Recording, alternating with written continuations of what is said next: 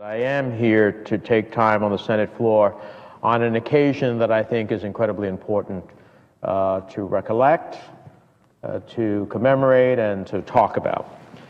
70 years ago today, a Soviet soldier, Ivan Martinoshkin, arrived with his unit at the death camp at Auschwitz. And he said in an interview that he was instantly struck by the silence, the smell of ashes, and the emptiness. But as they entered the gates, Ivan and his unit were unaware of the atrocities, the war crimes that were to come to light over time. Today, Mr. President, I rise in memory of the 1.1 million persons who perished there, 90% of them Jews.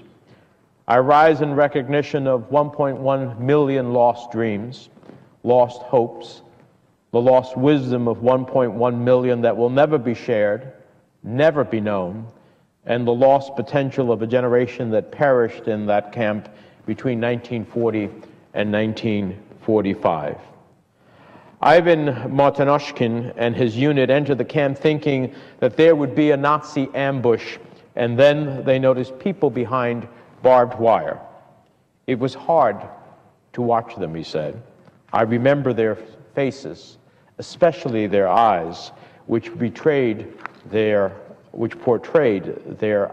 ordeal. Ivan didn't know that the Nazis had evacuated another 58,000 prisoners 10 days earlier, or the 6 million who were killed in camps across Europe. He stood witness that day to the ultimate manifestation of man's inhumanity to their fellow man. 7,000 prisoners left behind, 600 corpses born of hatred, intolerance, prejudice, bigotry, and a seething anti-Semitism that is again rearing its ugly head in Europe, the Middle East, and around the world. There has been an alarming increase in anti-Semitic attacks and incidents in Europe that remain a challenge, not only to stability and to security, but to our shared morality, our mutually ethical core as human beings. Just 2 weeks ago, on January 9th, 2015, this year, 4 members of France's Jewish community were murdered during a hostage crisis at Hyper Kosher, a kosher supermarket, following the deadly terrorist attack on the Paris officers of the newspaper Charlie Hebdo.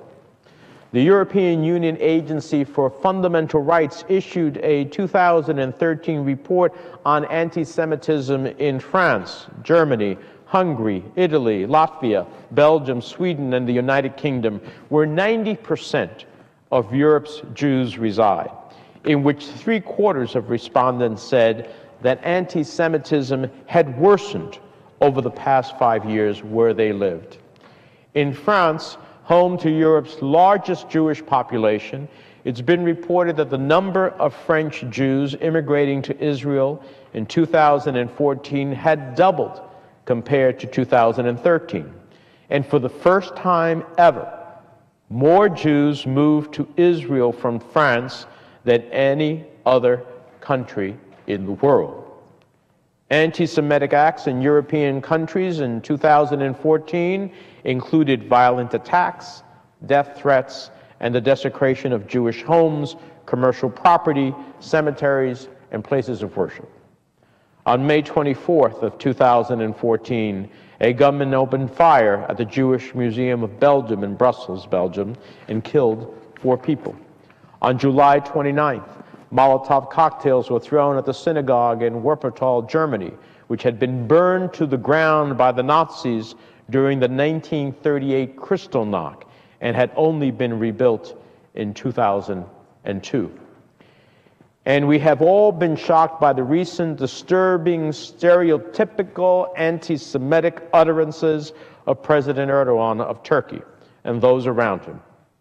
President Erdogan said in February of 2013, "Today the image of the Jews is no different from that of the Nazis."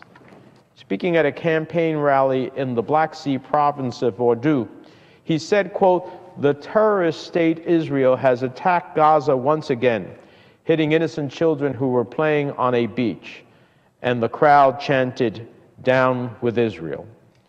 Erdogan said the world's media is under the influence of Israel. He has said, quote, "Wherever Jews settle, they make money," and claimed during the 2013 Gezi Park protests that the Europeans and what he stereotypically referred to as the, quote, "interest rate lobby," were banking the anti-government campaign with the ultimate goal of dividing Turkey from within. And a Turkish writer aligned with President Erdogan called for Turkish Jews to be taxed to pay for Gaza reconstruction. He said, quote, "The reconstruction of Gaza will be paid for by Jewish businessmen." And he went on to say the penalty for failing to pay the tax should be the revocation of the Jew's business license and the seizure of his property. This is the kind of anti-Semitism that we hear in Turkey today. Around the world, the numbers are shocking. Based on the global survey, the ADL concluded that 1.09 billion people harbor anti-Semitic attitudes. 35% never heard of the Holocaust. If the world does not stand together in never forgetting, and our schools, teachers, parents, communities do not join together in the fundamental principle of never forgetting, how can we prevent this from never happening again? How can we work together to confront the anti-Semitism that enables hatred, violence, murder, and genocide around the world? We can only ask what tomorrow might bring. We cannot know what the future will hold, but we have learned from the past. What we remember today, 70 years after the liberation of Auschwitz, is that the United States and the American people will always stand shoulder to shoulder with the Israeli people and Jewish communities across the world in ensuring never again. And this means confronting modern-day anti-Semitism, whether from the world's leaders, from ivory tower academics, or from economic belligerents pushing the boycott, divestment, and sanctions movement. We must fight back against any and all efforts to delegitimize the Israeli state, the Jewish people, and the Jewish religion.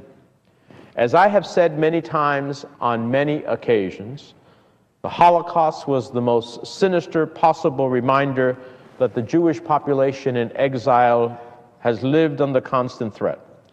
It is the definitive reminder that anti-Semitism can appear anywhere, and its horrors galvanized international support for the State of Israel.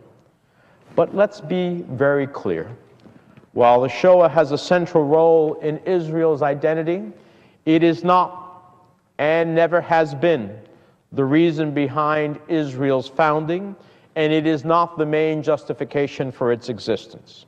The extreme characterization of this mistaken view is that Western powers established Israel in 1948 based on their own guilt at the expense of the peoples who already lived there. And therefore, the current state is illegitimate, and according to religious clerics like Supreme Leader Khamenei, who retains his own aspirations for regional hegemony, should be wiped off the face of the map. This flawed argument is not only in defiance of basic human dignity, but in plain defiance of history, in defiance of what we remember today. It is in defiance of ancient history, as told in biblical texts and through archaeological evidence. It ignores the history of the last several centuries, and it stands in stark contrast to what we remember today. Several thousand years of history lead to an undeniable conclusion. The reestablishment of the State of Israel in modern times is a political reality with roots going back to the time of Abraham and Sarah. At the end of the day, the argument for Israel's legitimacy does not depend on what we say in speeches, what we say on occasions like this. It has been made by the hard reality of history. It has been made by the men and women who made the desert green, by Nobel Prizes earned, by groundbreaking innovations and enviable institutions, by lives saved, democracy defended, peace made, and battles won. There can be no denying the Jewish people's legitimate right to live in peace and security in a homeland to which they have a connection for thousands of years. And there can be no denying the suffering, the senseless slaughter of a generation, and all that the world realized we had lost when Ivan Martinoshkin and his unit walked through those gates and liberated Auschwitz-Birkenau, a reminder for all times of racism and hatred from the most devastating genocide in human history. As we commemorate the victims of the Holocaust, let us never forget. But let us be very clear as we look around the world today that the struggle is not over. Combating anti-Semitism is not only a Jewish issue of the past, it is a matter of basic civil and human rights today, now, in the present. Like those Russian soldiers 70 years ago, I have stood personally at the gates of Auschwitz-Birkenau, and I felt the impact, and the horror, and the silence, and the emptiness, and I felt the lives lost.